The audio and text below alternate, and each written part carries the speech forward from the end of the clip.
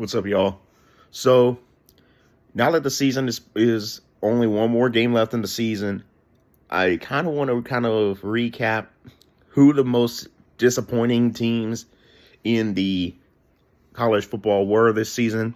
So here are the top 5 most disappointing teams in college football for 2024. Now, my criteria with this, 3 simple things. Number 1, it has to be somebody who did not make the playoffs. If a team made the playoffs, I'm not considering it because, well, you're not really a disappointing team if you made the 12-team playoff this year. Number 2, they had to have been someone who was expected to win probably around 9 to 10 games and fell off. Or at least 9 games is what I'm trying to say.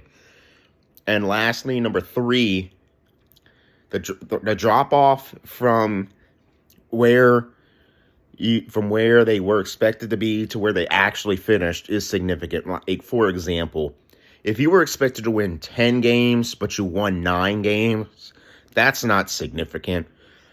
But if you were projected to win 11 games but you only won 9 games and didn't make the playoff, that's significant drop off.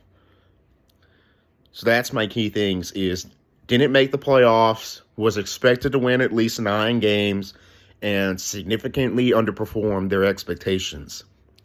Starting with number 5, I have Ole Miss. Ole Miss, most people expected Ole Miss to make the SEC championship, and almost everybody expected Ole Miss to make the playoff.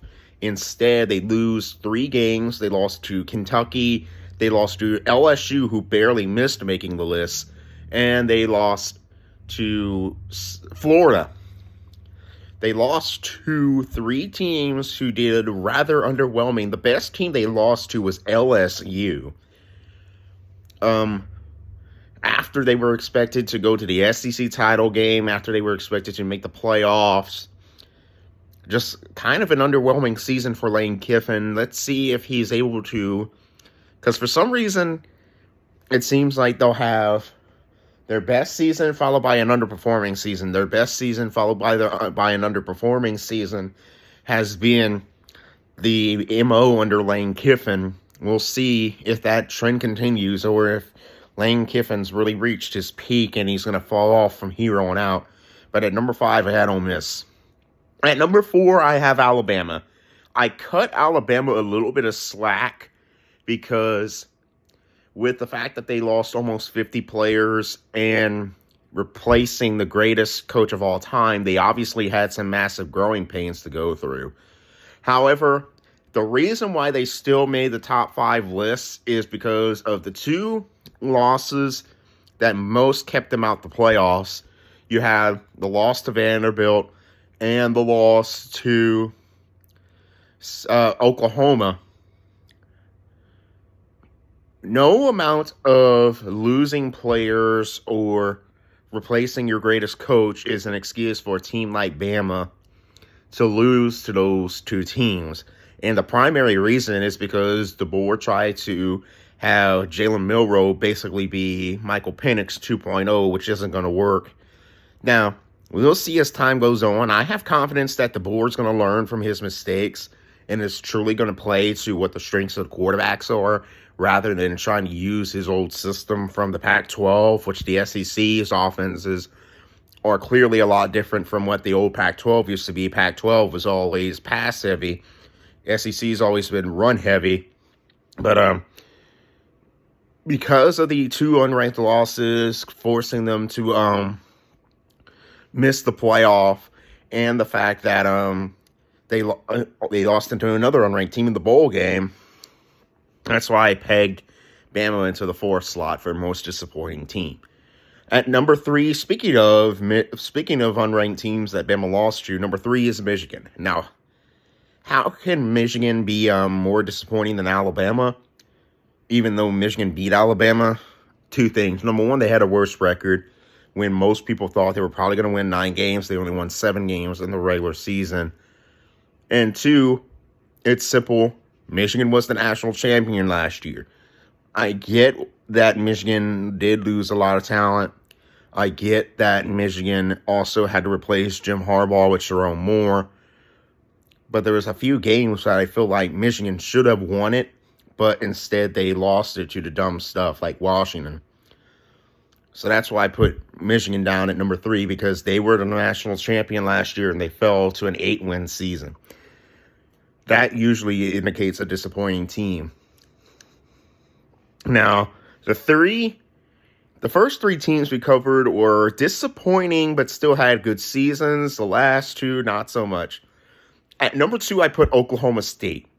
Now, Oklahoma State last year was the runner-up in the Big 12, and they were coming back with a bunch of talent.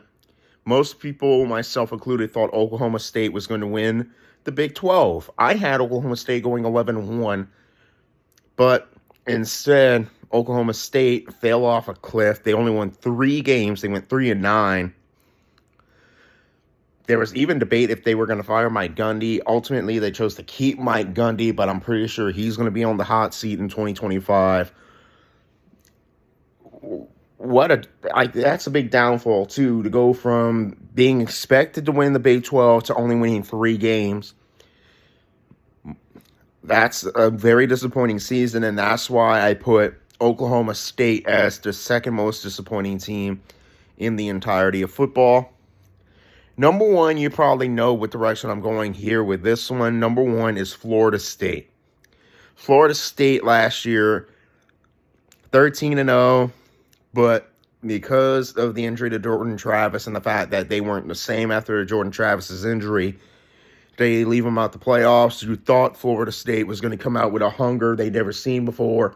Mike Norvell put up this so-called super team out of the portal, brought in DJ Uiagalelei, who had a sort of a career revival in the Pac-12.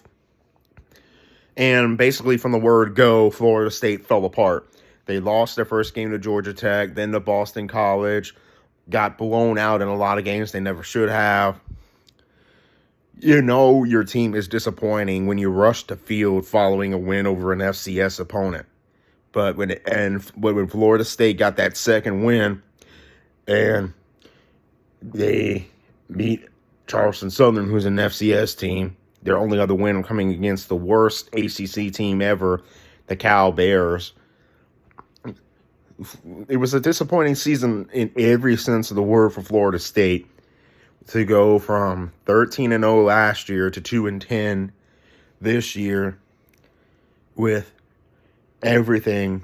We thought Mike Norvell might be one of the better head coaches. Instead, we're debating on if he's one of the worst coaches.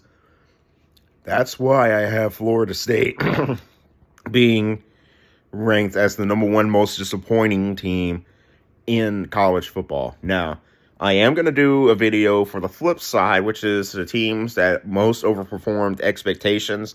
That's not going to come out until after the national championship, because I'm pretty sure we can agree that both of the teams in the national championship overperformed their expectations. So I'm going to wait until after the national championship game and decide where those 2 teams are going to be and where the other 3 teams are going to be. But anyway, that's the most disappointing of them. I had from number 5 to number 1, Ole Miss, Alabama, Michigan, Oklahoma State, and Florida State. Stay tuned, because after the Natty, I'm going to put out the most overachieving teams, and then afterwards, I'm going to probably end up reflecting on what I thought about the playoff system, and who I think in my way too early top 5 for next year.